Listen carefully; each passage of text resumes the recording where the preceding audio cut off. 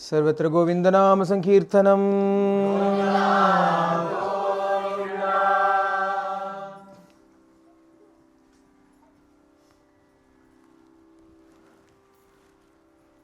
Dhruva went to Madhuvana and started to meditate upon Bhagavan. How did he meditate? When he started, he would meditate for 3 days at a stretch. And then coming out of meditation, he would eat some fruits and then go back to meditating. 3 days later, he will open his eyes again, eat some fruits and go back to meditation. He did 1 month of meditation like this. Bhagavan did not come. He didn't think it will take so long. He thought, I'll do, Bhagavan will come. Maybe I'm not doing it properly. I'm eating too often. My mind is more on food. He decided to meditate, and this time he opened his eyes once in 6 days and ate only dry grass that was growing around there. 1 more month went in this way. Bhagavan did not appear. But another 3rd month, he meditated in such a way, every 9 days he would take a sip of water. 4th month, he controlled even his breath and would take a breath in every 12 days. Breathe once in 12 days. Still Bhagavan did not come. But he thought, maybe even breathing is a distraction. Therefore, I will not even breathe. And he controlled his breath and did meditation, did his tapasya, 5th month of tapasya. And when he held his breath inside him, Bhagavatam says the entire universe was thrown into disarray. The Devas started to suffocate. Such was his penance that he stood on 1 foot, his big toe pressing down on the earth, still as a pillar. The universe itself became unstable because of the power of his tapasya. The power of one's concentration is actually, it is not a joke, it is actually can be this much. Even ordinary people, if they achieve this, will become extraordinary, but even ordinary people can attempt it. When the mind is under control, when will the mind be under control? If there is something that is so attractive to the mind that the mind becomes absolutely one-pointed and focused upon it, Vyavasayatmika buddhihi, Bhagavan says in Gita. Ekagrata, one-pointed attention.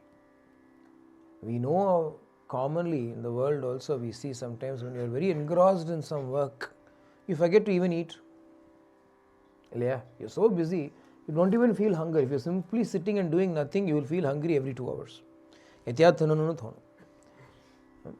On the other hand, if you're busy, you will not even notice hunger until the body starts to become really weak. Until then, you will not feel hungry or thirsty. Even going to the bathroom, everything will be reduced because the mind is one-pointed. So even we can achieve this. Not ordinarily. Dhruva is focusing on this truth, having been initiated by none other than Narada himself. Why will he not be able to achieve? So we need not dismiss it as mere hyperbole. It is true. So when he meditated like this, the Devas were struck with panic. They rushed to Bhagavan and prayed to him, you must go and give darshan to this boy because the world itself is thrown into a disarray because of the tapas shakti that he has got. Please go and fulfill his wishes. Bhagavan said, don't worry, I will go and do what is needful. Bhagavan set out to see Dhruva. Bhagavatam says Bhagavan's departure in order to give darshan to Dhruva was because Bhakta Didrikshaya Bhakta Didrikshaya means he was so desirous of seeing his Bhakta. Bhakta is desirous of seeing Bhagavan. Bhagavan is equally desirous of seeing the Bhakta. When one becomes a Bhakta, of course.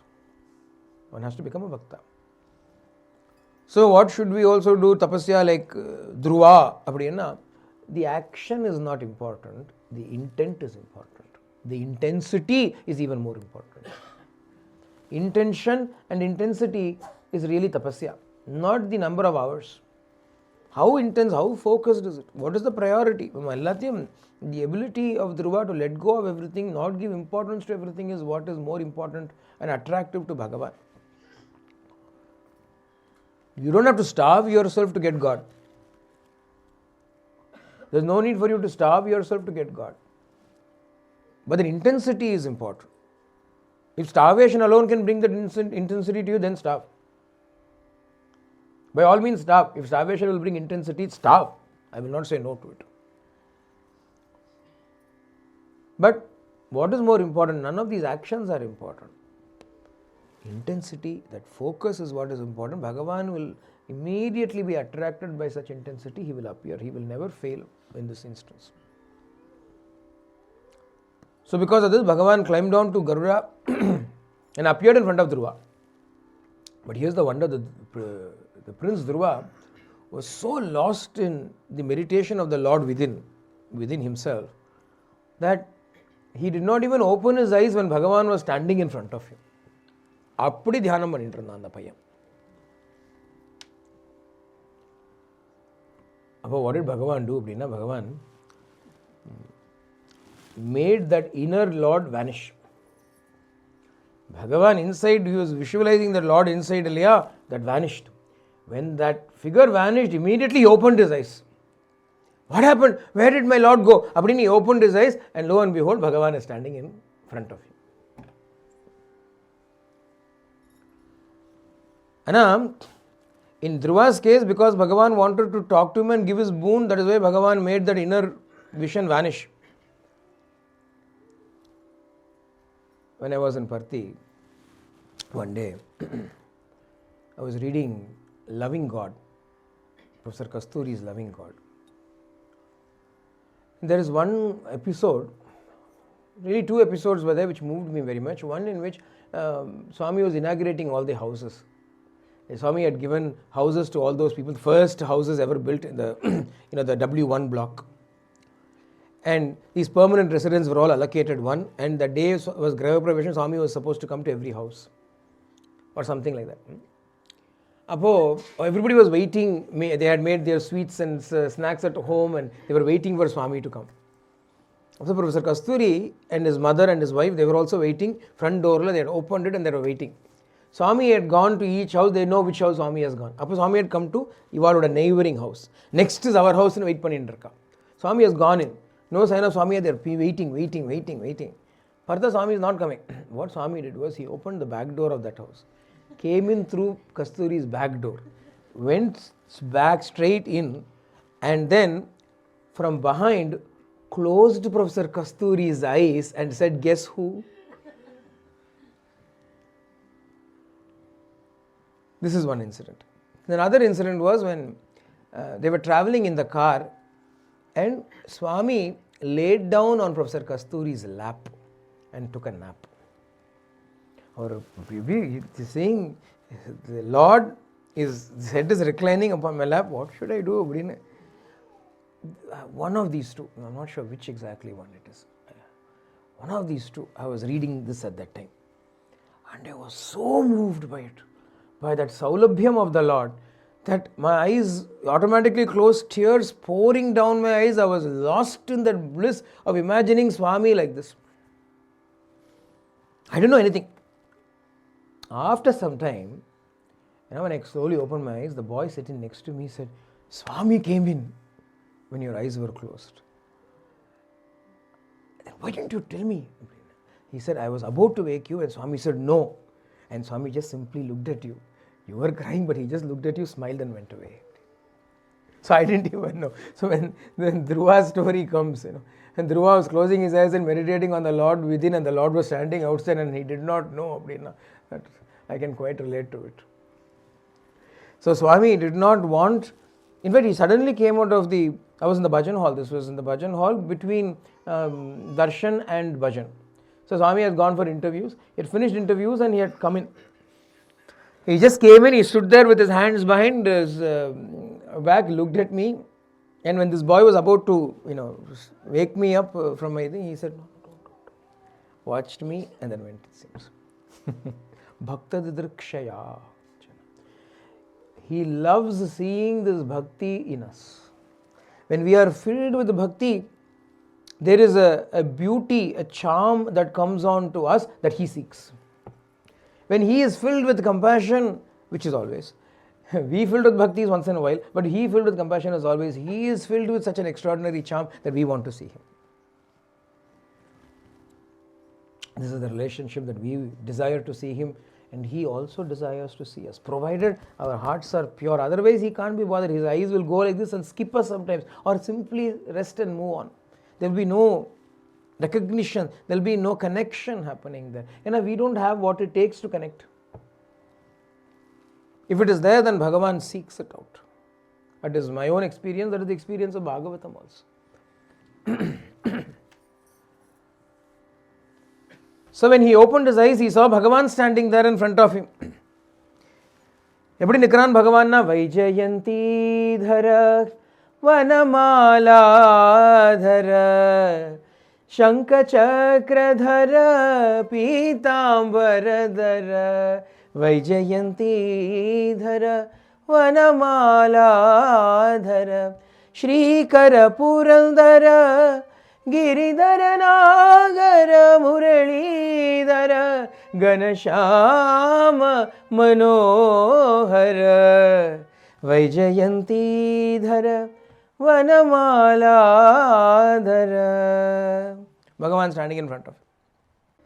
He has not even gone to school yet. At least Prahlada went to Gurukula. Something he learned. Chandamarka taught him A-I at least. Dhruva had not even gone to school. And suddenly Bhagavan is standing in front of him. He wants to praise the Lord, sing his glories. And how to? He doesn't know how to. All he can do is go and hug those feet and kiss those feet. But other than that, he wants to sing something, say something. He doesn't know how to. Looking at it, Bhagavan took his conch that he was having in his hand. And with that, slowly he stroked the cheek of young Dhruva. Immediately, knowledge of prosody, poetry, rhythm, rhyme, everything came flooding into Dhruva's mind, into his memories. And he burst out into a stuti. Yonta pravishya mama vacham imam prasuptam sanjeevayatya kila shakti dhara swadhamna anyam shahasta charana shravanattvakadin pranannamo bhagavate purushaya tubhyam. Yo anta pravishya mama vacham imam prasuptam sanjeevayati. You entered into me and awoke my sleeping speech. And it is now emerging in this form of this praise to you. Akila Shakti Dharaswadhamna. You are filled with all the Shaktis in you. All are residing in you, eternally residing in you. Anyamscha hasta charana shravana tvagadina. The karmendriyas, the jnanendriyas, the organs of action, the organs of perception. Pranan, the life force itself, the vital energy itself. Ellam, it is you who has become all of these things. It is you who are awakening all of these things. It is you that has made me perform this penance. Otherwise, how could I have done such a penance? You are standing in front of me like the Kalpaka Vriksha, the Kalpataru, the wish-fulfilling tree. After you have come in my life, after looking at you, what is there for me to ask? What is there for me to seek? All I can ask from you is, bless me with association, not with fools that only seek material pleasures of this world, but with those Mahatmas who have purified themselves by coming in constant contact with you through uninterrupted bhakti. Only with being in their company can I transcend the samsara sagara, transcend this desire-filled life in which at every step I am falling prey to my own desires, and as a result of which I am losing all my peace. Dhruva was only 5, but knowledge has come to him. He says, even though I am a 5-year-old boy who should be living happily, I had one desire. The desire has given me so much restlessness, so much agony. After 5 months of tapasya, now he understands Narada's words. Narada Maharshi, my guru, told me, have equanimity. So what if somebody says something, let it be. How is that so important? Why should you lose your peace over somebody else's words? Why should you lose your peace because of somebody else's words? They have verbal diarrhea. They can't control it. Why should you lose your peace because of their problem in controlling their speech? They are saying something, you are upset. What is wrong with you? Why give so much importance to their words and their speech? Bhagavan is constantly speaking inside. What is Bhagavan saying? Non, hai. Bhagavan is saying. Nadithiduvayal dhaan un per idayam endriduvar tam. Abadina Ramana Bhagavan says, hey Arunachala, hey Bhagavane, you are sitting in the heart and you are constantly proclaiming, declaring your presence to us through the words I. We are taking that I on to our own little bodies and minds and saying this is the I, instead of referring it to correctly what the I is, which is you. Instead of paying attention to his words, ignoring his constant words, we are giving attention to those who come and go in our lives. What is the use of this? Think about it. I read a story a long time ago of a man who came back to India from the US where he had settled and was working. He had become very rich, he had made it big. And he came back and his father was living in India. He came to see his father and took his father for a big lunch at the poshest 5-star hotel in the city in which he was living. Very posh. The dad has never stepped into such big places. He was an average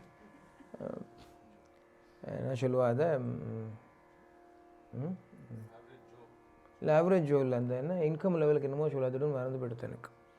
இந்த middle என்னமோ சொல்லுவோமே நம்மளாம் என்ன இல்லை middle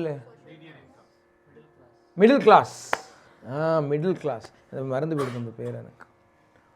Middle class, the average middle class father he was. He struggled to make ends meet and he educated the son and sent him abroad. Son was settled well, had filial piety, he came back. Took his dad to this thing as a reward. Come dad, let's go for this. It was so expensive. Forget it dad, come. Dollar is very strong. Couldn't be done. So they said everything is so posh. Everybody is so dressed. This man பாவம் ஏதோ ஒரு சட்டை பேண்ட போட்டு சாப்பால போட்டு போறார் உள்ள. Walks in. He feels out of place. Are you sure I should be eating here? No, you come. No, don't worry about anybody. Come, let us eat. He sat down. He began to eat. அப்போ he doesn't know all these knife, fork, beerkalam business. Why did God give 5 fingers? If God wanted us to eat with knife and fork, he would have made one hand like a knife and other like a fork. He didn't do it. He gave 5 fingers. My grandmother used to say, 10 varalaala vela pannano 5 varalaala norukki thenganumnu sollu.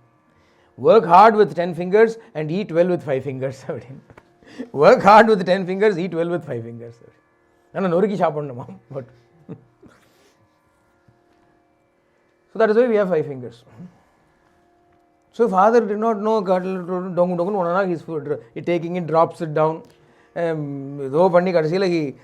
trying to reach out something, he pushes that whole big tureen of whatever food was there. Whole thing fell on with a resounding crash, big mess on the floor. Everybody turned to look.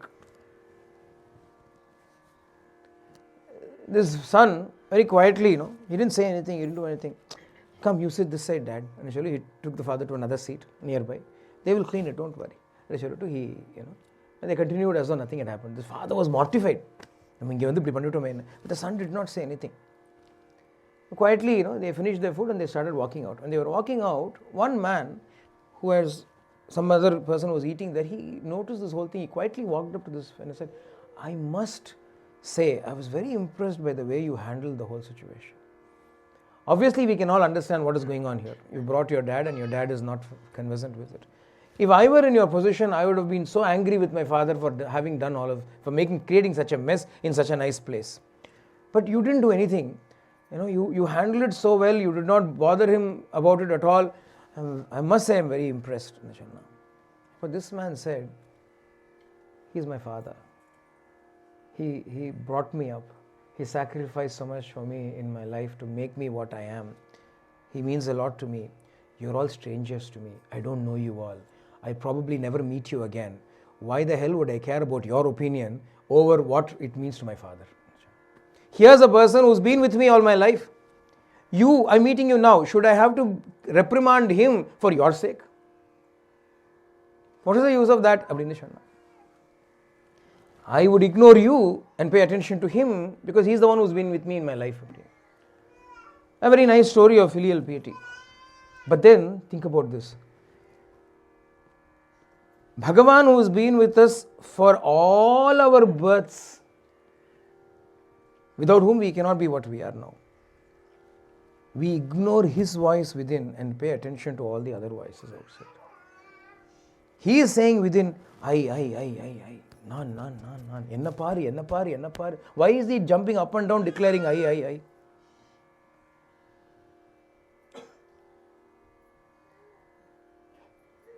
நித்தியமும் நான் என்றிதயம் நடித்திடுவையால் உன் பேர் இதயம் என்றிடுவர் தாம் அப்படின்னு ரமண பகவான் says, hey Arunachala, lest we forget you. நம்ம இந்த இதில் போடுவோம் ஆன்சாக் lest we forget அப்படின்னு. இங்கே பகவான் lest we forget him is constantly calling out his name from within. நான் இருக்கேன், I'm here. What is the way in which he calls out? I. That constant pulsation that is there within us, that is reminding us of our own existence. That is God. That is God himself. And what are we doing? We are ignoring this indwelling God for the sake of the useless opinions and pleasures of this world. He is not even keeping quiet. He is not playing hide and seek at all. He is not hiding and asking you to seek him. He is actively announcing his presence. What more can he do? All he is saying is, Thirumbi, Aham Danai Dinam Aha Kan Theriyum. You just turn, look, I'm there, you will find me. I'm not very hard to find. Because I'm yelling up and down. It is like, when we were playing hide and seek with these children. The children were very young. These girls were very young and used to play hide and seek. They'll go and hide. When the child hides, to add to that flavor of that whole game, what I would do is I will say, where are you? Oh, I can't see you. You are not in this bedroom. Where are you? I can't see you. Maybe you are not in the kitchen. The little child, she was 3 years old, she would say, I'm here. She will say, I'm here. She takes it literally. Oh, your Appa is really searching for me. I better announce where I am. With that innocence of that childlike innocence, she used to yell out, I am here in this bedroom. God is like that child. He does not even know how to play hide and seek properly. Even when he is so-called supposed to be hiding, he is actually announcing his presence within us. I. Idiots that we are, and not normal but thrice filtered, so that not even a trace of intelligence is left within us. We've removed it all and only idiocy, we've distilled it and kept it with us. We do not even pay attention to him yelling out constantly, I.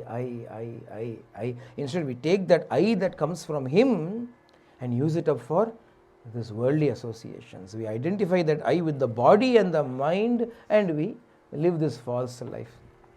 What should we do? Should we let go of all this now? No, there is no need to let go of anything. You hold on to him, automatically all of these things will let go of you. You don't have to develop vairagya. You develop bhakti towards him. You hold him with intensity. How many things can you hold on to? You can only hold on to one thing, isn't it? You're holding on to him, you can't hold on to the simple. If you're holding on to this, you can't hold on to him. If you hold on to him, you can't hold on to this. That is why Swami would say, take all my love and let it flow in fullness of devotion towards thee. Once that has happened, then where is any more attachment there for me in my life? Where are any distractions for me in my life? Adanale, hey Deenavatsala Bhagavane, simply being attached to you, detachment comes to man without any further effort. Dallam Dhruva says in the Stuti itself. The temptations of the world may seem to be difficult to be overcome for whom? Not for devotees. பகவானோட பக்தாளுக்கு it is not difficult at all. Kamari என்று நீ அன்பரால் என்றுமே கதித்திடப்படுகின்றாய் ஆமாயின் தீரனே சூரனே ஆயினும் வல்லணங்கண் காமாரியாகுமுன் காலரன் சரண் புகு கருத்தினுட் புகவலனே. Ramana Bhagavan says, looking at Arunachala, hey Shiva, you are praised as the destroyer of desire, of kama.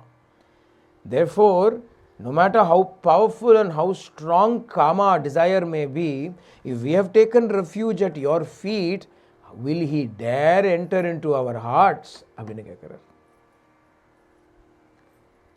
Kamariyahum unkalaran sharan pugu karuttinut pugavalane. Is it possible for him to enter into the minds of those who have surrendered to you? Conquering desire is very easy. Uddhava will say later on, Uddhava Gita, unoda maya dane. I can easily conquer your maya, Krishna. I will easily conquer your maya. Is it not arrogance? Uddhava's confidence is based on the fact that he doesn't know anything other than Krishna. He says, I eat the food you eat, I wear the clothes you wear, I wear the garlands you wear, I have no life other than you. Where can Maya come?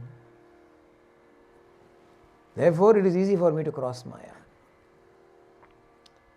If you are devoted to him, you don't have to struggle with temptations. If you are devoted to him, you don't have to worry about vairagya, detachment, not becoming attached, not falling into samsara. Varadadallam, varave varad. It will not come. It will not come.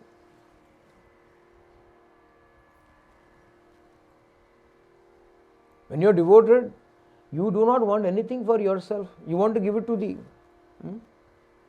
Some of these youth are like that. Boys and girls are like that.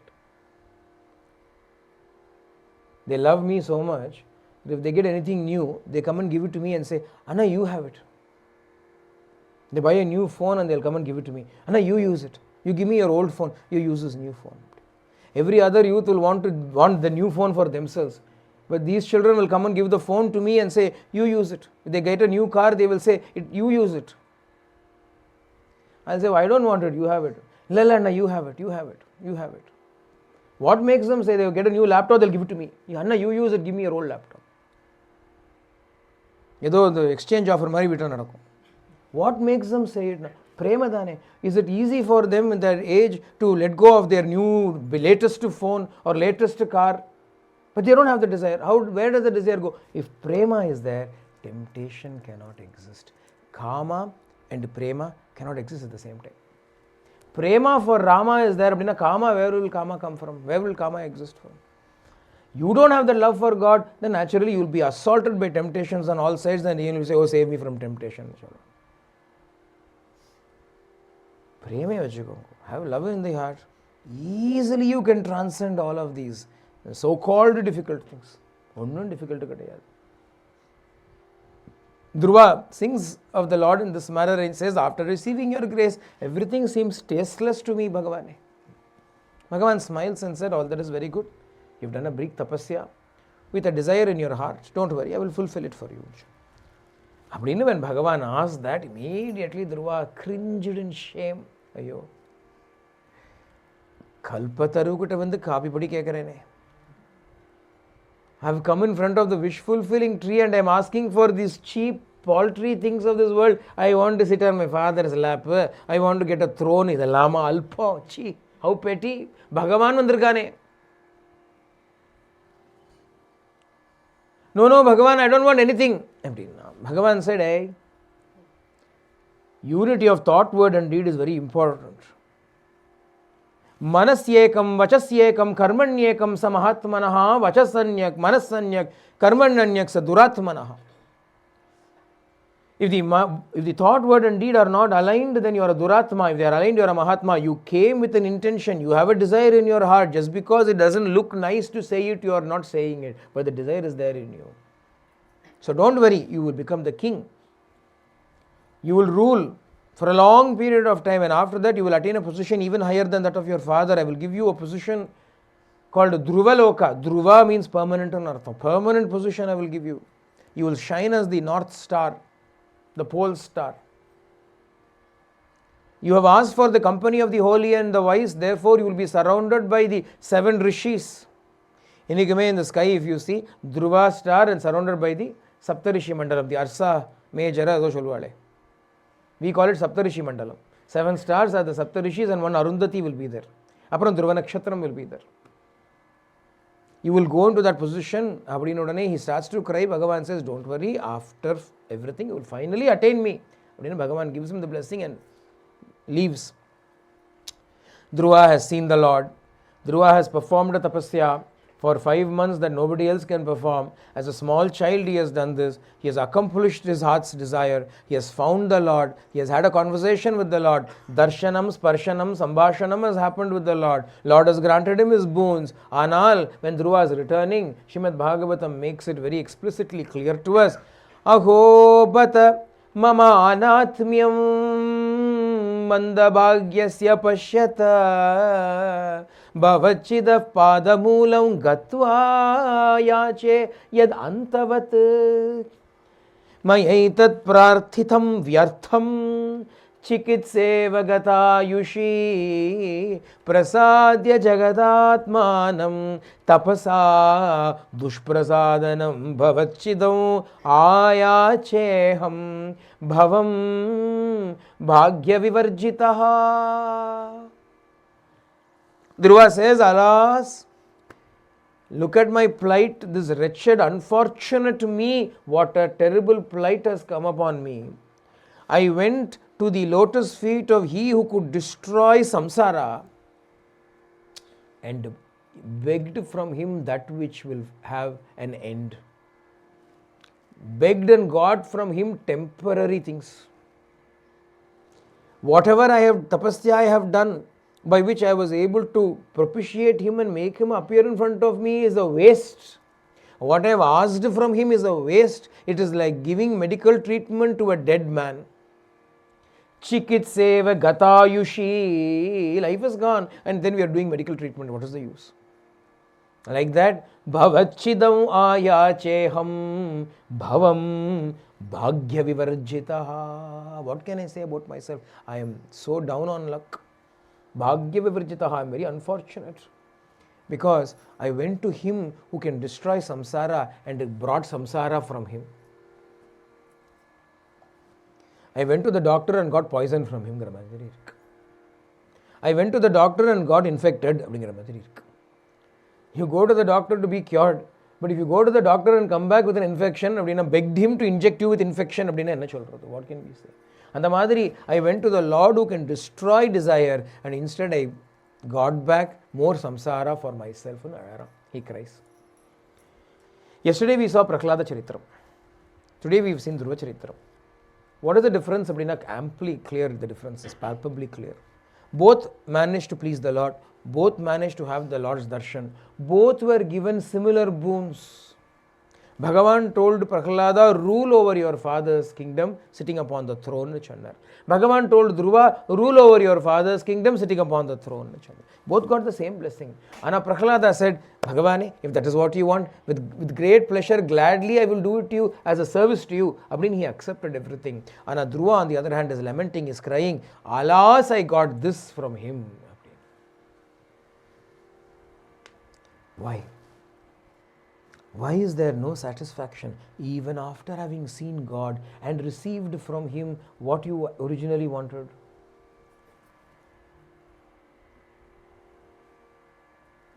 Prahlada did not ask. Even when he was compelled by Bhagavan to ask, he said, no, I will not ask anything. If at all I should ask, give me the boon that I should never ask anything from him. Dhruva was told by Narada, don't go for such things. No, I will have to go. Finally, he repents his own decision. The individuality, the I, see how it plays its role. Anga, the I was not there in Prahlada. He had done away with the I. Therefore, whatever came to him in life was great blessing for him. Prasadam nadutunda. Bhagavan coming there, Bhagavan destroying his father, Bhagavan crowning him upon the throne. Everything was prasadam for him. Everything was act of grace for him. Dhruva, on the other hand, received something very similar. In fact, father at least is not torn to pieces. Father is still alive. Father is going to welcome him when he goes back. Father is so pleased with his accomplishments. But still, he is sad that he has wasted an opportunity. Yenna, he asked. That is why Swami says, Adugakuve o manasa, Adugakuve o manasa. Don't ask, O mind. Don't ask. He knows. Better not to ask. Dhruva's story should remind all of us, should serve as a very stark reminder that even the Lord, when sought with ahankara, cannot make you happy. Cannot make you happy. Bhagavan appeared. Bhagavan appeared. Bhagavan smiled. Bhagavan touched his cheek. Bhagavan gave him so much knowledge. Bhagavan gave him the boons that he asked. In spite of all of that, if he comes back unsatisfied, now what can Bhagavan do? It is not Bhagavan's fault, Leia. You cannot blame it on the Lord. It is our own ahankara that ruins our ananda. That is why Dhanyajappai ennakatru sadippan அப்படின்னு சொல்ற. How can I get rid of this eye? தன்னை அழித்தெழுந்த தன்மையானந்தற்கெனை என்னை உளதிங்கு ஏற்றுதற்கு. If I have destroyed that eye, then I have nothing left to do. If I have not, then there is so much struggle for me. Dhruva is an example. Later on, when Dhruva returns, his father is very pleased. He welcomes him, seats him on an elephant and brings him in a procession into the city. From that moment onwards, Dhruva and Suniti become favored. Suruchi realizes her mistake. She understands that Dhruva is not an ordinary child, a Mahatma. Her happiness starts to be built in their family. In the due course of time, king retires, makes Dhruva the king and goes away into the forest along with his wives. Retires to the forest. Dhruva becomes the king. Rules wisely. Marries, has children, so on and so forth. Apo Uttama, the younger brother of Dhruva, he had not yet married. He had gone hunting when he got into a skirmish with some yakshas and he ended up being killed by them. Dhruva became very angry. He said, how dare you, these fellows kill my brother. He marched against yakshas, the yaksha kingdom, Alakapuri. Kubera is the king of all the yakshas. He marched against them and he started to wage such an intense war against them that the yakshas were under the risk of being totally exterminated. At such a situation, his grandfather Manu comes there, stops him and says, what are you doing? You are the child that as a small child you were able to make the Lord happy, made him appear in front of you with your tapas, which even great rishis have not been able to achieve. Have you forgotten all of that? You are now fighting as though you are a common man out for blood, a revenge for your brother, and you are going to destroy the yakshas. What harm did they all do to you? Why are you doing this? Abdina Manu stops him. Realize who you are, Abdina Children Manu. You are fighting for the sake of your dead brother, but really, that is only the body. You are the Atma. Tripi Atma Tattvam da. Bhagavatam is filled with Atma Tattvam equally with Prema Tattvam. Yenna, Atma's nature is Prema. You cannot distinguish or separate the two. If you talk about love, you have to talk about Atma only. Including the Shamaskanda Mulkayam Atma Tattvam da. Realize that you are not the body. Realize that you are not the body. The prime, the most important teaching of Śrīmad Bhāgavatam is to realize that you are the self. Some people think Bhagavatam is not Advaitam. They will only say, oh, Yoga Vasishtam only I will listen. Bhagavatam alana. Bhagavatam is but pure Atma Tattvam. Atma Vidyadam Bhagavatam. Atma Jnanam dam Bhagavatatala. It is Vedantam only. Told with nice, beautiful, sweet stories, because that Vedanta also becomes easy when Prema is added into the mix. Otherwise, it will be dry. You will never make much progress in it. Without Priyam, without Prema, even Advaita Siddhi is not possible.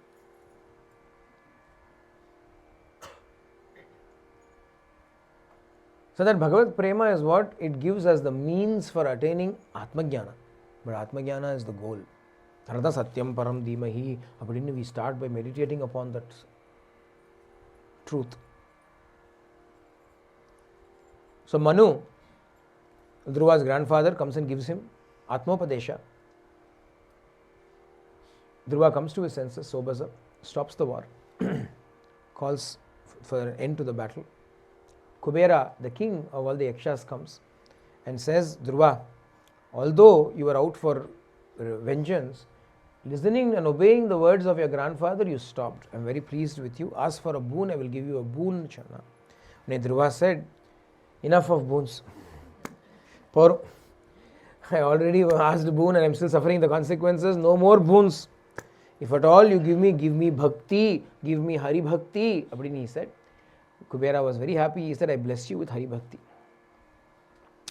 Kubera gave Hari Bhakti to Dhruva. Dhruva then shone in that bhakti. After ruling for a long period of time, ultimately it was time for him to leave this and ascend to the higher worlds. Apo, a Vimana came to take Dhruva and go. At that time Dhruva said, what about my mother? Abdini ketana. My mother, Abdini. And the Devas assured him, behold, there is another Vimana for your mother. She is also going. Then Bhagavatam says, stepping on to the head of Yama, as a footstool, he got into his divine Vimana. Yama bent down and put his head there as a footstool for Dhruva to step on. Conquering death. How did he conquer death? Because of Manu's advice, because of Kubera's boon, because of his own tapasya that he did a long time ago, because of Bhagavan's grace, he ultimately attained that Atma Tattvam, Atma Jnana, and by attaining the knowledge of his own reality, he conquered death. And when I realize I am the Atma, what can death do to me? What can death do to me? Death is only for the body. I am not the body. What can death do to me? I am the eternal. What can death do to anybody who is eternal? And the knowledge is enough to conquer this bhava. In this manner, Dhruva ascended to the Dhruvalokam. Dhruva Charitram is told to us in the Bhagavatam for a number of reasons. One, Bhagavan is easily pleased. Even a small child can make Bhagavan appear. Two, but with ahankara, if you seek the Lord, even if he is happy to give boons to you, you will end up unhappy receiving them. So, give up ahankara and then seek the Lord. The message. We saw Uttanapada's son's story, Dhruva's story. Uttanapada had a brother, younger brother, Priyavrata.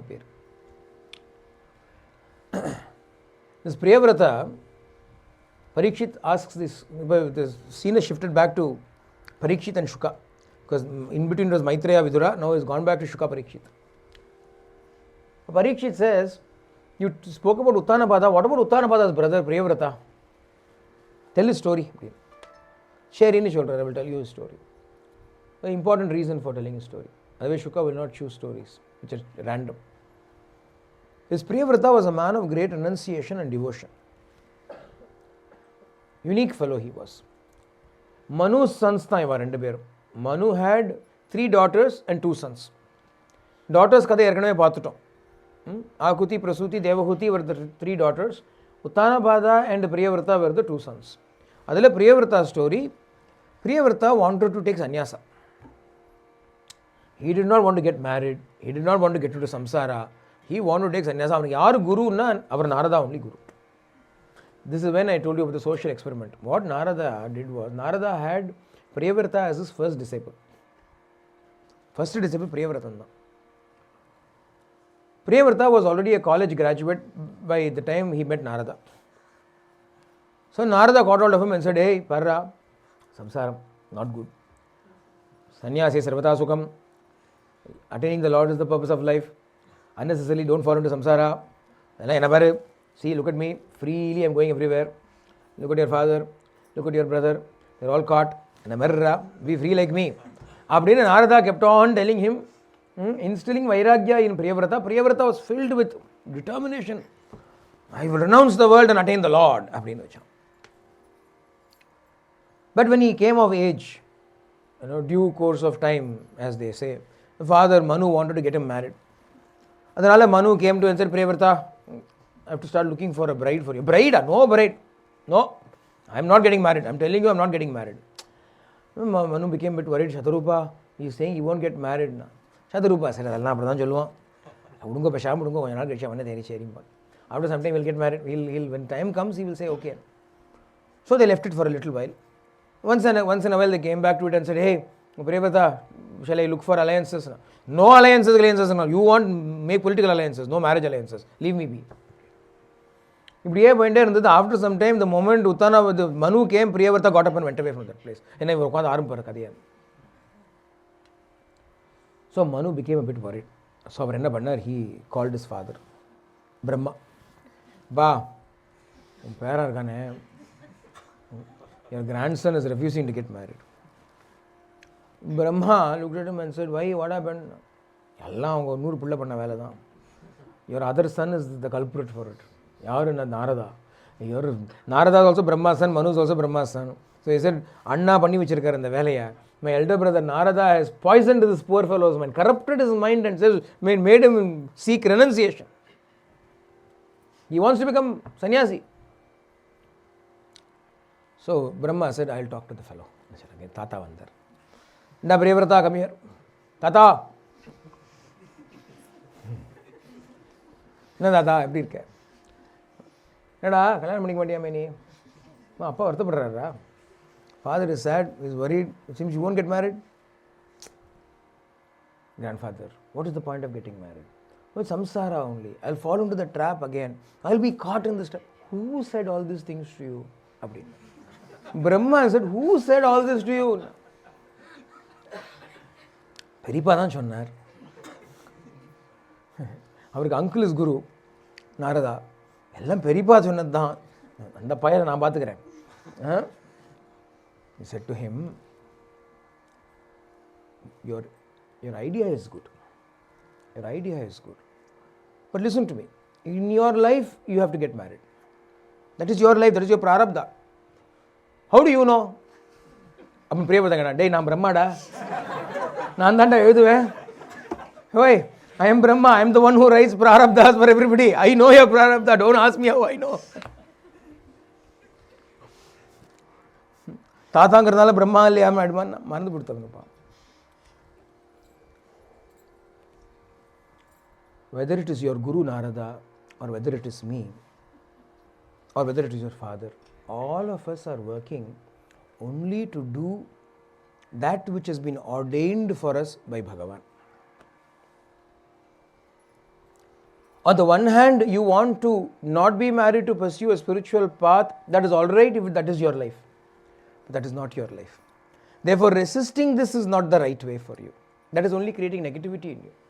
You accept God's will that Bhagavan wants you to get married.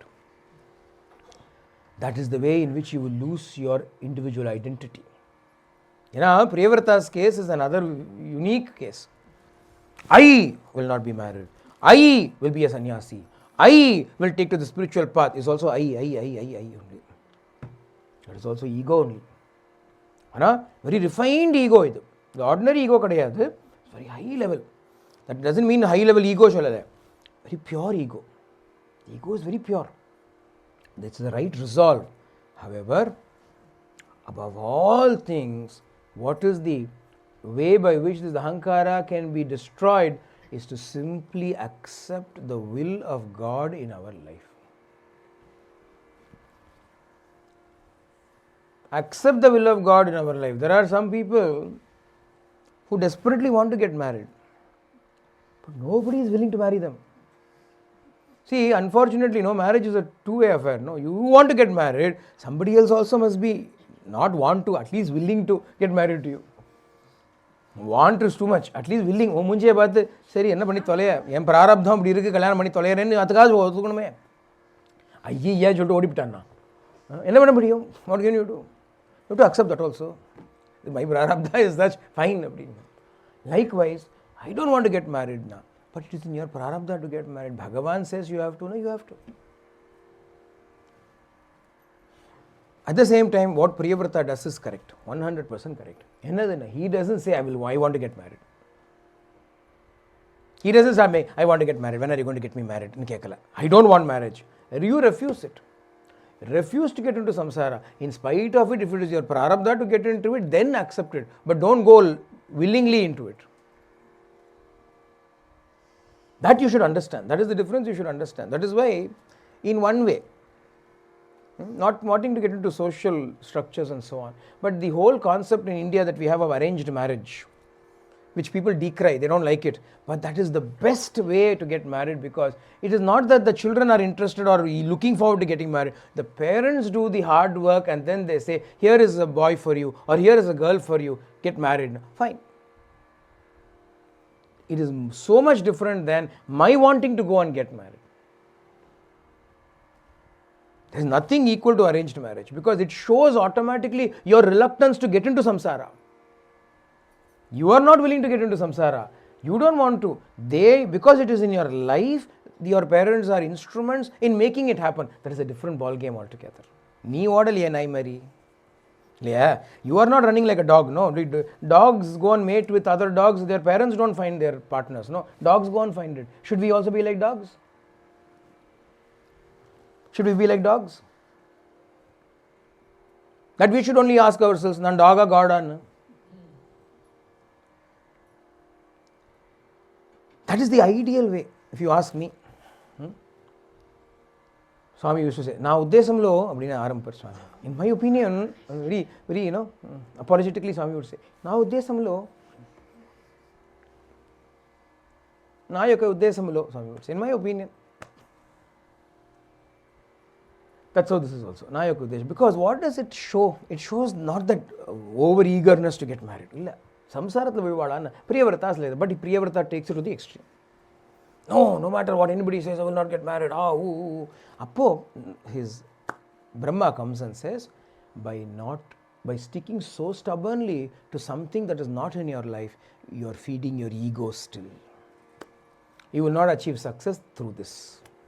Yet for others, they may achieve success through sannyasa. It is not for you. Each one, the path is different. One path alone is the best in solla mudiyadu.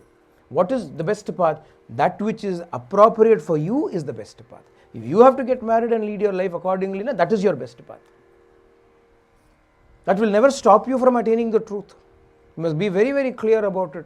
Marriage will stop me from attaining the truth. Family will prevent me from attaining the truth. All nonsense. All that is nonsense. You alone are your bondage in attaining the truth. Nobody around you is a bondage. You must understand that. You want to escape responsibility, throw the burden on somebody else. My wife is holding me back from progressing. No wife can hold you back from progressing. If you want to go to the bathroom, can your wife hold you back? Cholu barangu. Argenta vandudutu. If she does hold you back, then and there itself an accident will happen. Isn't it? Apra avadha clean pannu.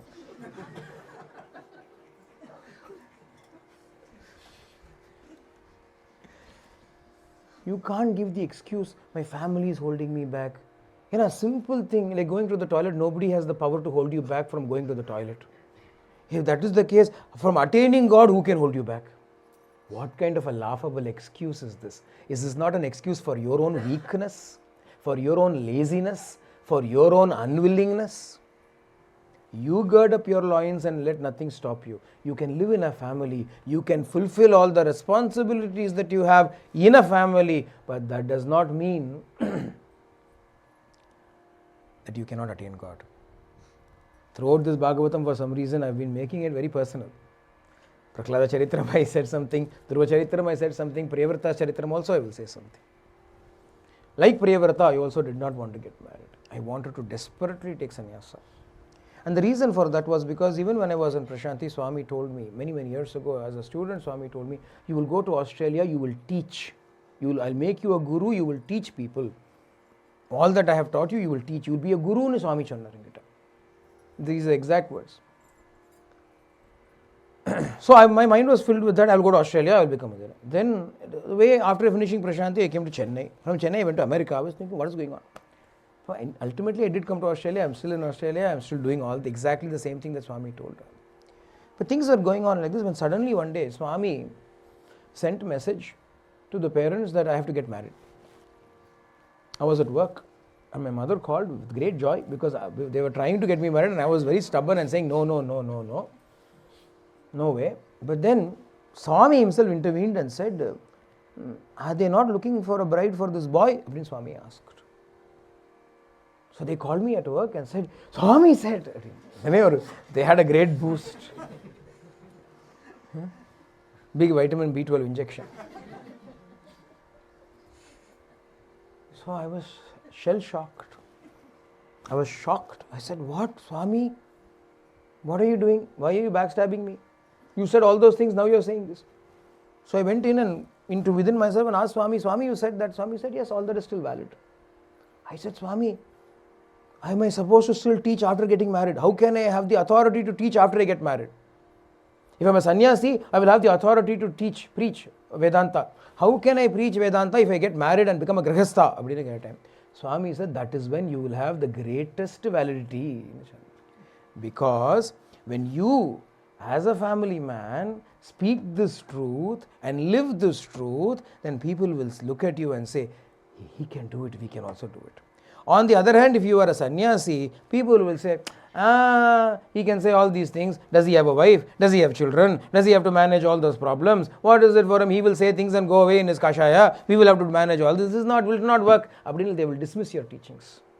On the other hand, if you live in a household, if you live in a family, and you show very well that this is something that can be attained by you while you live in a family, those words will definitely have a lot more validity. You will find them accepting those words. And true to Swami's words, my words are being accepted. No, they're not my words, they are his words. They are being accepted. In fact, more palatable than if I were a mere sannyasi.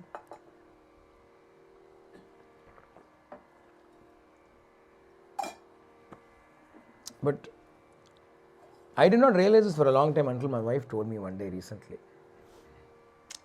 At that time, there was a very close group of boys around me from Prashanti days, and they knew everything that Swami had told me. And they were, very clear and keen that I'm going to be a sannyasi and all that, because that's what I was telling everybody. I will be a sannyasi, I will be a sannyasi. And then I got married. And it came as a shock to all of them. And they stopped talking to me. Because they said, this fellow said he won't get married and he got married. What kind of a fellow is he? They stopped.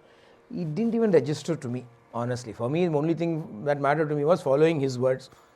It didn't even register until when I came to Australia and I started doing all of this. Then all of them came back and said, every word you said is still true. Unfortunately, at that moment, we were misled and we went away, and they all came back. Then she pointed out the fact that, which I didn't realize. But when she said it, I felt very good and felt like patting myself on the back. She said, I can sort of understand how reluctant you would have been, especially after you told so many people that you will not get married. How their opinions of you should have changed, how they may have looked down upon you, yet none of those things mattered to you. You said yes only because Swami asked you to get married. That so-called dishonor or so-called loss of reputation, everybody looking down upon you, and actually it didn't strike me. I have to be honest. I cannot say, even though it was like that, I put up with everything for Swami's sake, and I cannot say honestly, because it did not even strike me. Swami did not stop with merely giving this instruction. Swami actually found the bride. He took my photo, he took her photo, joined them together and said, this is the girl for this boy, ask him to get married to her and be happy. This is Swami's command. Swami tapped it and gave it. So that's how I got married. And it has not stopped my spirituality in any way. So when I speak of Priyavrata, yes, I know full well what Brahma said to him and what he went through. No, but how can I know? Brahma says it is Bhagavan's wish. You will attain success when you abide by his will and wish rather than fighting his will and wish. What success can you attain the Lord by disobeying the Lord? Can you attain the Lord by disobeying the Lord? Obey him in every way. If it is not in your life to get married, if he says don't get married, then don't say, oh Swami, please, I want to get married. Don't say that. If it is in your life to get married, then don't say I don't want to get married. What should you do? Go with his will. In every way, abide by his will. For there is no other way but to trust and obey.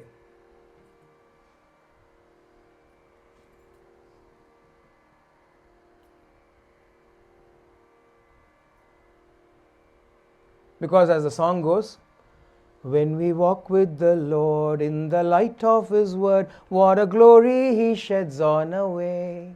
When we do His good will, He abides with us still, but with all who will trust and obey. Trust and obey, for there's no other way to be happy in Jesus but to trust and obey. When we walk with the Lord in the light of His word, what a glory He sheds on our way. When we do His good will, He abides with us still, but with all who will trust and obey. That's what is important to do. Trust and obey the Lord, no matter what or where He takes us, where He tells you to go, you do. Priyavrata was convinced by Brahma and he let go of his identity as a sannyasi. Because in the end, as Ramana Bhagavan would often say, people would come to Bhagavan and say, should I take sannyasa? Bhagavan would say, why? Bhagavan would ask, why? No, I want to attain the truth, I want to take sannyasa. Bhagavan would say, all you will be doing is exchanging your identity. You will be, instead of saying, I am a grahastha, I am a householder, you will be saying, I am a sannyasi.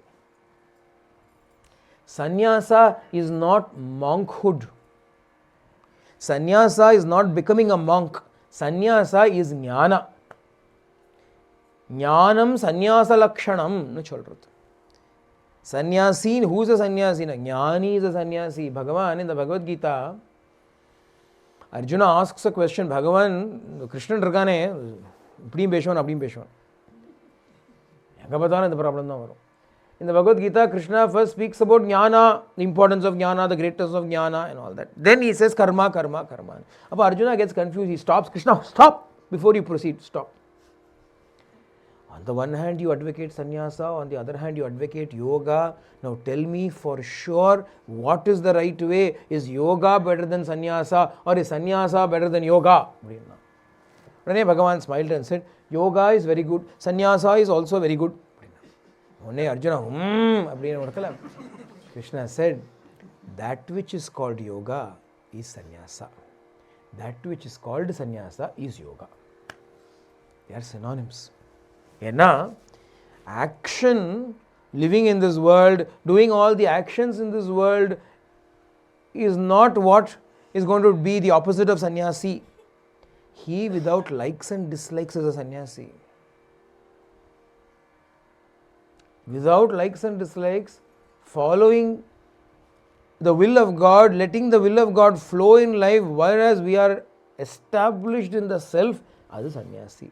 That is also yoga.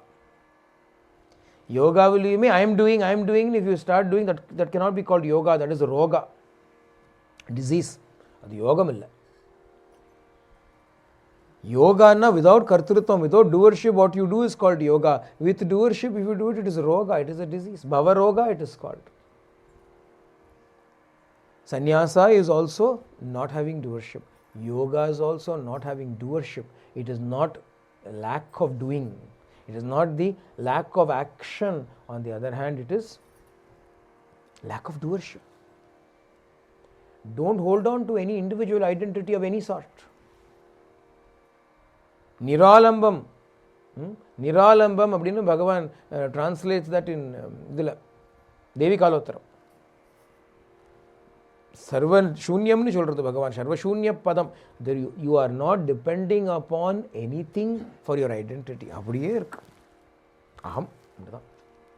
I am. I am a sannyasi is not better than I am a grahastha. I am is the best. I am a something is all the same. It's all still falling into the well. Not crossing the well, falling into the well. Adanala, neither is marriage an obstacle, nor is celibacy or monkhood a great fillip to your efforts. You will find some other challenge. You will have to overcome challenges.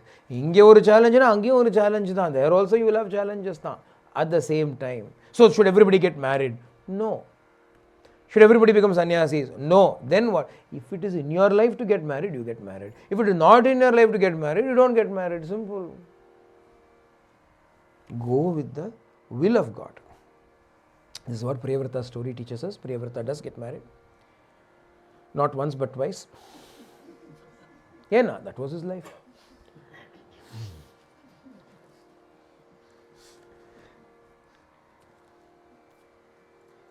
உடனே எல்லாரும் சொல்லுவா, இப்படி தான் பண்ணணும் போல் இருக்கு. First we should say, I won't get married, then we can get 2 wives.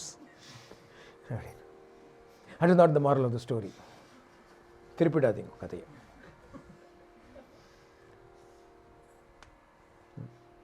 Sometimes you have to give these disclaimers also. Otherwise they will say, Anna said, they will go on quote. I have heard enough of it. No, Anna only said. Anna never said. இவாளை எந்த அண்ணான்னு தெரியாது. அறிஞர் அண்ணா சொன்னாரோ என்னவோ தெரியாது. ஏதோ அண்ணா said அப்படிம்பா. No, Anna said. Anna only says one thing. If at all, he says 2 things. But both are related, so can be one thing. What is the one thing? You realize who you are by surrendering to the Lord. That is all Anna says. You do that and you say Anna says, fine. All the other things Anna says, all your imagination says. Anna only says one thing. Live for God and know the truth. That you are not this body mind, you are the self. This is the only thing Anna says. I am making it very clear in this public forum today. ஏன்னா ஆளுக்கு அண்ணா சொன்னா அண்ணா ஆட்டுக்குட்டி சொன்னான்ருவா. அவ கன்வீனியன்ஸுக்கு, because there is no cross checking with Anna, nobody comes, Anna did you really say? Nobody says. Anna only told. Oh, Anna must have said all right. Anna says only one thing. The rest of it is all prarabdha. The rest of it is whatever has to happen. One thing alone is free choice, and that one thing alone Anna keeps saying all the time. You abide by His will. You love Him. Choose Him. Live for Him, giving up your selfishness and attain the truth. Now this may seem like so many things, and I said Anna says only one thing. All this is only one thing. This Ekam Satyam. The Uru Satyam. So Priyavrata agreed to obey his father's, promised to obey his father's wishes. Barhishmati was given in marriage to Priyavrata. He had 10 sons and 1 daughter by Barhishmati. And all of those 10, 3 of them renounced the world and became Paramahamsas. Father's desire, sometimes, the father wants to be a dentist, for some reason he can't, he'll make his child a dentist.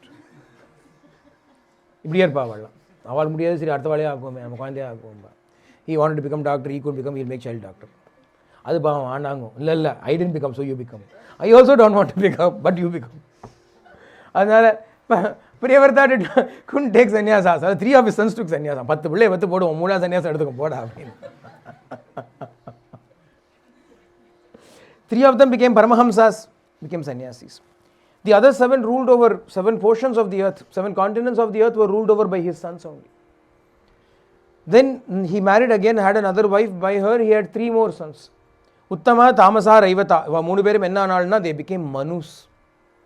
Uttama Manu, Tamasa Manu, Raivata Manu, all the 3 of them became Manus with Manvantaras named after them. So what happened, the person who did not want to get married, when he did get married, that Vairagyam that was already present in him was the key for him to produce exemplary children. Like a dog, if you want to get married, you will produce only puppies, which will grow up to be dogs. With renunciation, if you get married, you will produce yatis, sannyasis, mahapurushas, mahatmas. Swami Vivekananda used to say that child that is born not out of prayers is a burden upon the earth. The child that is not born due to prayers is a burden upon the earth. So Bhagavan is important. Then everything will fall in place, flow perfectly, beautifully. If Bhagavan is important, the partner that you will get will also be of such a nature or such a type that they will also hold God important. The children that will come from such a beautiful wedlock will also be divine, will also be spiritual. So for all of those reasons, we have to choose God and God alone. Everything else will fall in place. If you have to get married, you will get married. You will get married to a nice person. You will have nice children. Society itself will thank you for giving birth to such children. And the things will be good. That's the Priyavrata's lesson teaches us. Appo, Priyavrata's eldest son, Agnidharanu orthan, he married Purvachitti, appadinu oru apsarasu, and she gave him 9 sons. The eldest son was Nabhi. Why are we talking about this lineage? Appadina, we will soon understand. Nabhi married a woman called Meru Devi. And to Nabhi and Meru Devi, they did not have children for a long time. No issues. Therefore, they prayed to Bhagavan. They prayed to Srimad Narayana, and when Bhagavan appeared, they said, Bhagavane, we want a son like you. Bhagavan said, there is nobody like me. I alone exist. Therefore, I will myself be born as a son to you. Then Bhagavan gave them a boon, and Bhagavan was born as Rishabhadeva. Rishabha Yogishwara or Rishabhadeva. Indra offered his daughter Jayanti in marriage to Rishabha. Rishabha married Jayanti and had 100 sons. 100 sons were born to them. Rishabha ruled wisely for a long period of time, and when he finally wanted to give up this world, he called all of his children, all of his subjects, and gave them a beautiful discourse to them. And in the discourse he said, the purpose of life is to find out who you are. Everything else is unnecessary, secondary, incidental, unnecessary. We are going behind so many things, all that is useless. All the action that we are doing to acquire things in this world are all a waste. And he who tells you to do more and more action is your worst enemy. What kind of action? Not action only to gain all these worldly comforts, worldly pleasures, worldly prosperity. Why not? Is that not important? It is important. Nobody is asking you to starve and live in the streets. But what is meant for you will come to you anyway. And if the physical work for it you will still have to do. You may say, oh, then I will sit at home and see whether income comes to me now. You may still have to go to work. Bodily action will still continue. Mental longing is what we are talking about here. Give up the mental longing, the mental hankering. Dhanagama Trishna. Shankaracharya refers to it as the Dhanagama Trishna. Dhana Agamana, income.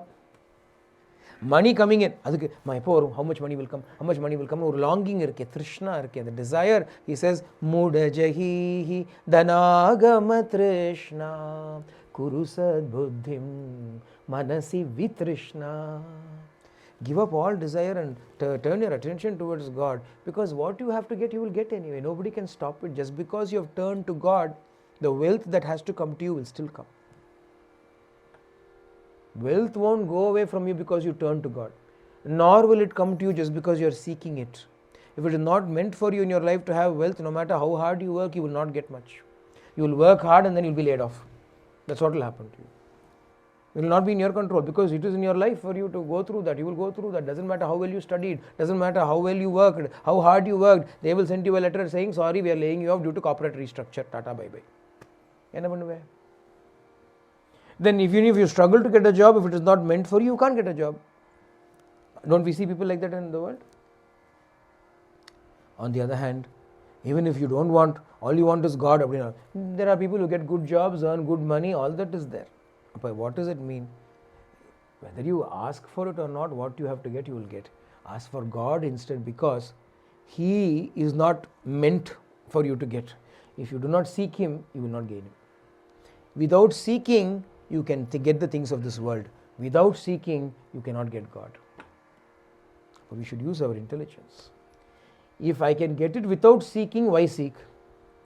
If I cannot get it without seeking, then must I not seek? This is our understanding. Rishabha Yogi taught the children, the subjects, all of these lessons, and then walked away, lived his life in the Ajagara Vritti. The clothes that he was wearing fell off from his body. He did not bother about it. He did not even bother to get new clothes to cover himself with. If people gave food, he will eat the food. If nobody gave food, he will not eat. He would sleep wherever sleep came to him. He would walk wherever he wanted to walk. Abdiya, he roamed around everywhere and finally he went into the hills, Krishadri hills, and there he gave up his body. Kutajala hills, Abdiya, he gave up his body in a forest fire. That is Rishabha's life story. Rishabha's son is the reason why we talked so much about Rishabha. Rishabhadeva was Bhagavan's incarnation. Rishabha's son, 100 sons, we said eldest son was called Bharata. And Bharata ruled over this land in an exemplary manner, treating all the people with great love, fulfilling all his responsibilities both as a householder as well as a king. Followed his father's footsteps, lived his life as taught by his divine father. And when he became old, he entrusted the kingdom to his son and went to the forest, went to Himalayas, went to the sacred place called Shaligrama. It was the ashrama of the sage Pulahashramam. He went there, settled down there, built a small cottage for himself, and spent his entire time meditating upon the Lord. That is what he was doing. Chakra was the sacred river, Gandaki Nadi ni solrom iniki. Today that river is called Gandaki. It is called Chakra in those days. So he would go in icy cold waters of Chakra river. He will go and immerse himself waist deep in those waters and worship the Lord with one pointed meditation. He will start in the morning and lose track of time, and only in the evening he will come to. Like this was the kind of ekagrata that he attained through his yoga sadhana. The yoga sadhana can bring a lot of one pointedness. Yeah, he attained this. He was leading a life like this.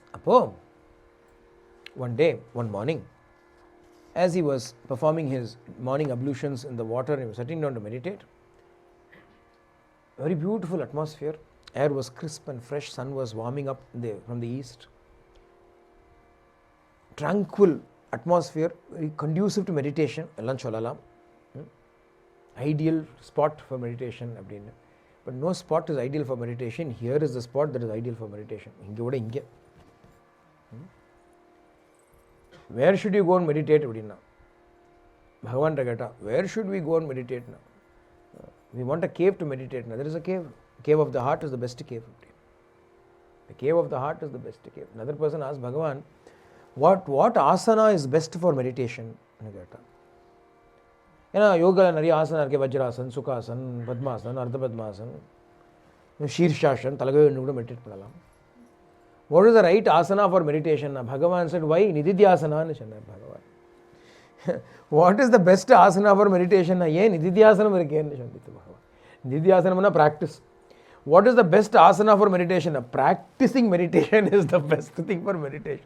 Asana malla nanna irukku, meditation illiye. What is the point? Krishna says in the Bhagavad Gita how a yogi should sit. Neither too high nor too low.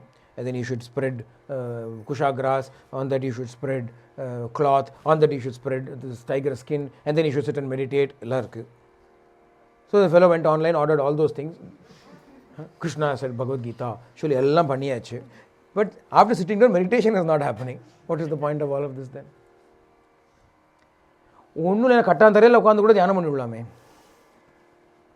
Can sit on the bare floor and get into meditation, because meditation is not happening on the floor. No, it is happening here.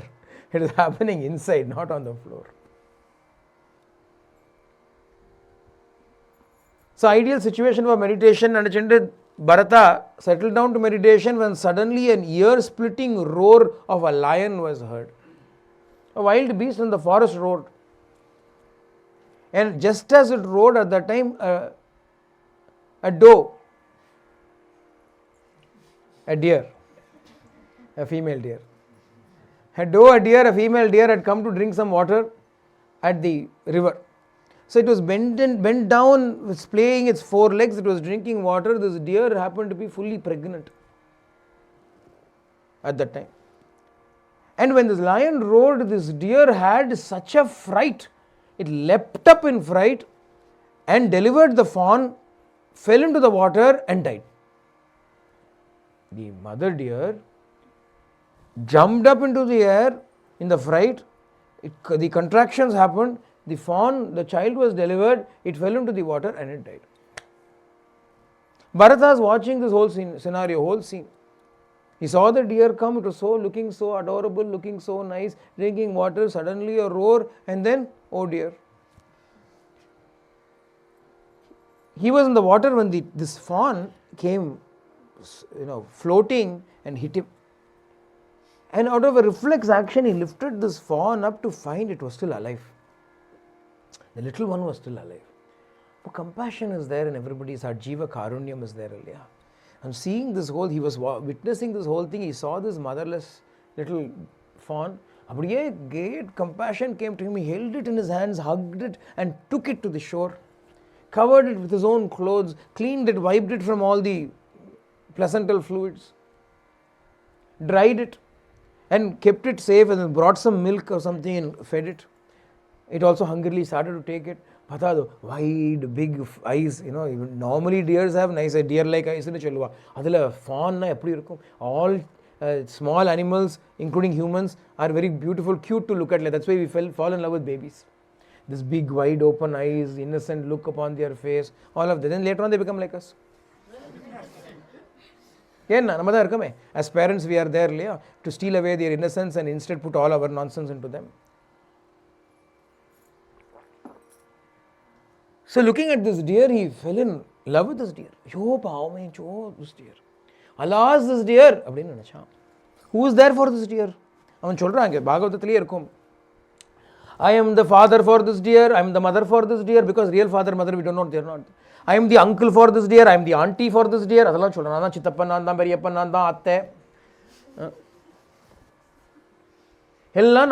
the brother, I am the sister, I am the everything for this fawn. This is dependent upon me, this deer. He started to bring the deer up. It became very dear to him. No pun intended. For once. So as he started bringing this deer up, naturally his mind would always go to the well-being of the deer. Not to the deer, well-being of the deer, pavan deer. Is it hungry? He would sit down to meditation. Earlier, how was his meditation? Early morning he would get into meditation. In the night only he would wake up. He would get out of it. And now he'll close his eyes for 10 minutes and say, oh, the deer might be hungry. He'll go and give some food to the deer. Then he'll come and close his eyes. See, I forgot to give water to the deer. He'll go give some water to the deer. Then he'll close his eyes. Oh, the deer might have some ticks or insects upon his body. I will go and clean it. The whole day was spent like this. Evening time, all the other rishis will all get together. They will go visiting. Ashram from ashram to have satsang. Or a turn mari vachindrpa. Tuesdays at your ashram. So all the rishis nearby all came for satsangam. As usual, Bharata is a very devoted Raja. He will have good satsangam with this Raja Rishi. Satsangam topic enna appadina. Today we will speak about Vedanta, Advaitam. 1 minute, just 1 second. Deer. So feed the deer a little bit. Then deer will come and settle on his lap. As he is talking, deer will be on his lap. Then his turn, study circle. So what do you have to say? His turn will come. So immediately say, today my deer found a new place to graze. We are talking about Vedanta. Vedanta. My deer is the embodiment of Vedanta. See, it is one alone. No other deer are around it. Ekameva advitiyam mama hiranam. This story is given so much importance in the Bhagavatam because it is such a typical reflection or representation of most of our lives. Even those who finally take up to spirituality. I say finally because Bharata also waited until everything was finished. Finally he retired to the forest. And people take up to spirituality. But distractions are waiting around the corner. No matter where you go, even if you go to Gandaki Nadi, in Chakra Nadi, where it is, Shaligramam is in Nepal. High up in the mountains it is. And in those days, nobody would have been there. Even if you go to such a place, some deer will come from somewhere to form an attachment with you. So there is no such ideal place of solitude. Solitude is within oneself.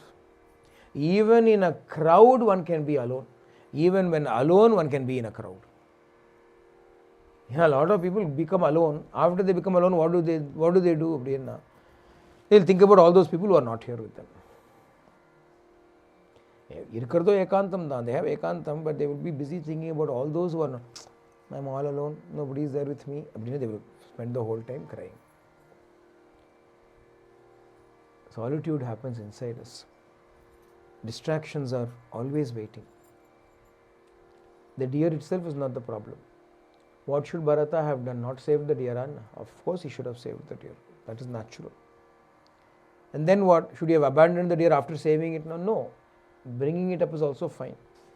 But getting attached to it so much that it derails everything else from his life and alone becomes the most important thing, that is where the problem is. Is that not why he gave up everything and came to this place? Otherwise, could he not have stayed in his own kingdom, surrounded by his own family and friends? He thought in his mind, I will give up all of that and come into this ekantam, this solitude. But as one wild animal, a deer, is enough to ruin his solitude, wreck his solitude. How far does it go? How bad does it go? When the deer grew up, when it was very small, it will always gambol around him, play with him all the time. When he sits down to meditation, it will come and butt him with its tender growing horns, rub itself against him. Bhagavatam describes all of these things. And he will play with the deer most of the time, forgetting his meditation, forgetting his sadhana, forgetting everything, he will play with the deer. But as the deer grew up, it went away. It went away. It went to seek its own flock. The biological primal urges are there in the deer. It cannot spend time with a human. It has to go and find its own species. So it went away. And when the deer went away, our Bharata was filled with so much grief, so much sorrow. Alas, my deer has gone. What has happened to my deer? Again, descriptions are there in the Bhagavatam. He is thinking, my deer does not know the world. My deer grew with me. It does not know the wildlife. It will not know how to escape from predators. By now, who knows what would have eaten my deer? Alas, my deer would have been surrounded by hungry wolves in the forest, or lions and tigers or cheetahs would have eaten it up. He is sitting there speculating. And even more humorously, Bhagavatam describes, he says, he looks around at the earth and says, Oh Bhumi, oh earth, how lucky you are. I am without my deer, but wherever my deer still walks upon you. You are so blessed to have the footprints of my holy deer on you. Bhagavatam. I am not just making it up for the sake of jokes. He is lamenting the loss of the deer and calls himself, I must have been wretched, I must have had wickedness in my heart, otherwise my pure sattvic deer would not have left me and gone. It understood my bad intentions without my knowing some bad intentions are there in me. That is why my deer went away. Self-recrimination, self-blame.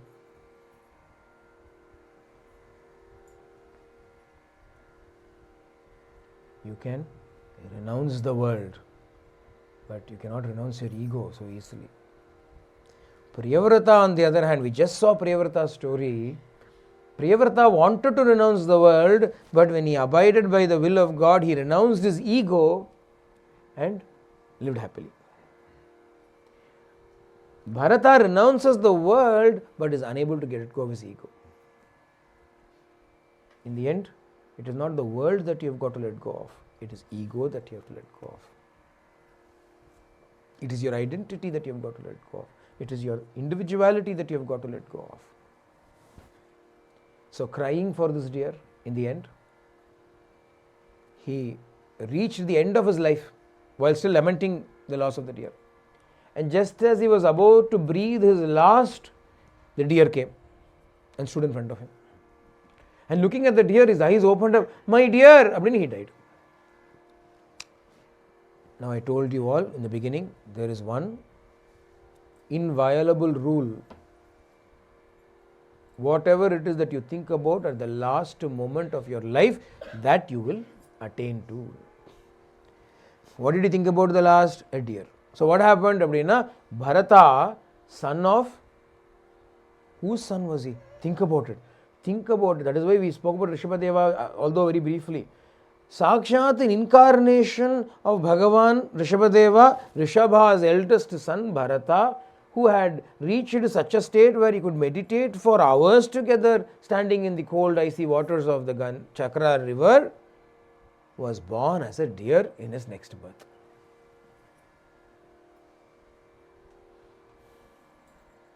The fact that he is Rishabhadeva's son did not save him. The fact that he renounced the world did not save him. The fact that he acquired so much concentration did not save him. In fact, that concentration was what became his undoing. He was extremely concentrated on the deer. He couldn't let go of it. he was born as a deer. But this time he was very careful. Because of his purva's karma, good karma, although he was born as a deer, he was aware and remembered his past life. And he jatasmara. He remembered that he had committed such a mistake, a blunder, and it had fallen. Adanala, what he did was, wherever he was born, he found his way back to the Pulahashrama, where he used to live as Bharata, and stayed around the rishis in that ashrama. And even though he was only a deer, there was only one thought in his mind. Enna thought na? நாள் எதுவோ இந்த நானொடுங்க, நாள் எதுவோ இந்த நானொடுங்க, அன்பில் அகம் கரைந்து இந்த ஜெகம் மறந்து நிற்கும், நாள் எதுவோ இந்த நானொடுங்க, நான் என்றும் எனதென்றும் அலைந்திருந்தேன், நான் என்றும் எனதென்றும் அலைந்திருந்தேன், பொல்லா பொய்யினை மெய்யென தரித்திருந்தேன், நான் என்றும் எனதென்றும் அலைந்திருந்தேன், பொல்லா பொய்யினை மெய்யென தரித்திருந்தேன், வினையெனும் விளைபயர் அறுத்து வந்து பிறவே பெரும் கடலில் மீண்டும் தவித்திருந்தேன்,